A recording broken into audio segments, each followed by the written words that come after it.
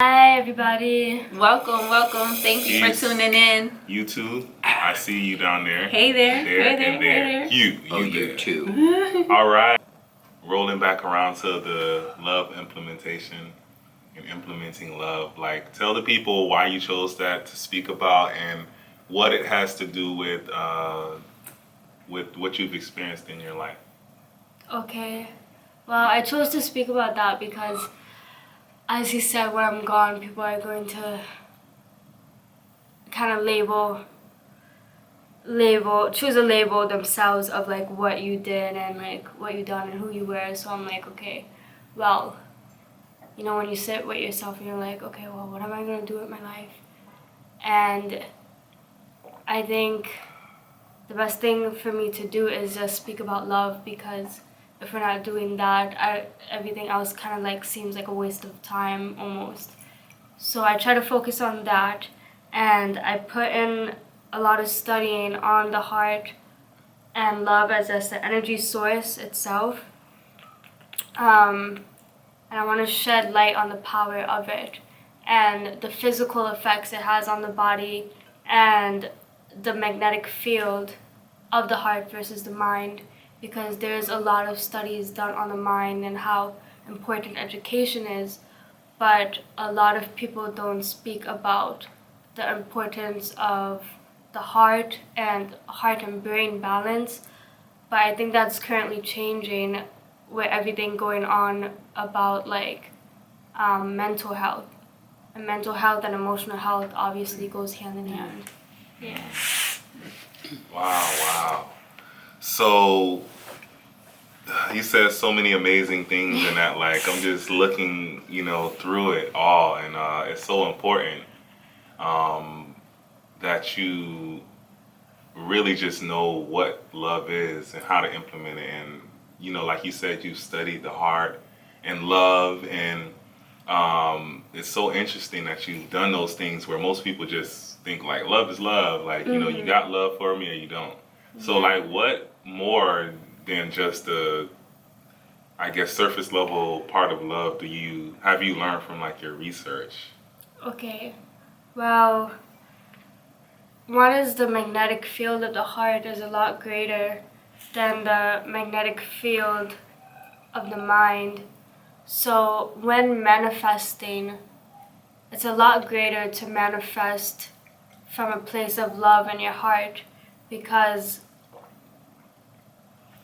biologically in the body, and I don't know if you know this because I know you know a bit about the body, there's more neural pathways going from the heart to the brain than vice versa to the brain going to the heart. So the heart is kind of like the epicenter of everything, and everything else is kind of just like tools, or at least the mind is a tool for like the heart, because the heart is basically telling the mind how to think and what to do, basically. Yeah. Wow. So as you hear from that, we have more neurons going from our heart to our brain. So that means we don't think with our mind. We actually think with our hearts first. Hearts. Yeah. So when they say follow your heart, it's really like following your intuition. Yeah. So, on the terms of like implementing love, and he was speaking on emotions just now. Tell the people like what are some of the daily practices or things that you do regularly, even a few times a week or monthly, that help you to build the love, and also help you to like be able to give love and receive love more within yourself and externally. Okay. So, I mean, just really taking time out to sit with yourself and check in with yourself and check in with your heart and ask yourself, okay, how am I feeling? How am I really feeling right now? Is something bothering me? What's bothering me? And why is this bothering me? And if it's bothering me, how could I fix this? How could I go about dealing with it? Just checking in with yourself is really important, and being truthful with yourself, because it's easy to be like, well, yeah, I'm positive all day, you know, and kind of just put all your issues that you're dealing with on a day-to-day level, like on a back burner, and you're trying so hard to just stay positive, but then everything just starts to like pile up, and then you're like, well, damn, it's almost impossible to be positive now. Yeah. Yeah. And there is a technique that I've been practicing, and I like it. And this is to like balance your mind and your heart. So you bring awareness to your heart, and you could touch your heart because that's like the easiest way to bring awareness to your heart. You close your eyes and you slow your breathing. And you slow your breathing like 5 seconds. Inhale, 5 seconds. Outhale.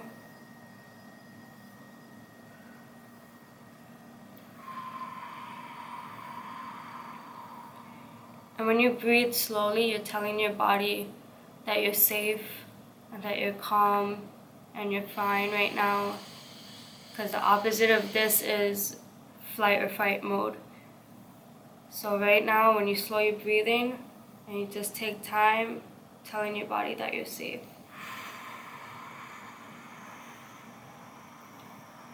So you bring awareness to your heart and you think thoughts of gratitude, compassion, and love. So I say affirmations in my mind or out loud of I am grateful, I am bountiful, I love, I am loved, and I am loved. And just taking time out to like do this like for 5 minutes out of the day, it's super calming, and it just kind of puts you back at your center. I love that. Oh yeah. Thank you for sharing that. Yeah. That got me zenned out like that in that tea we had.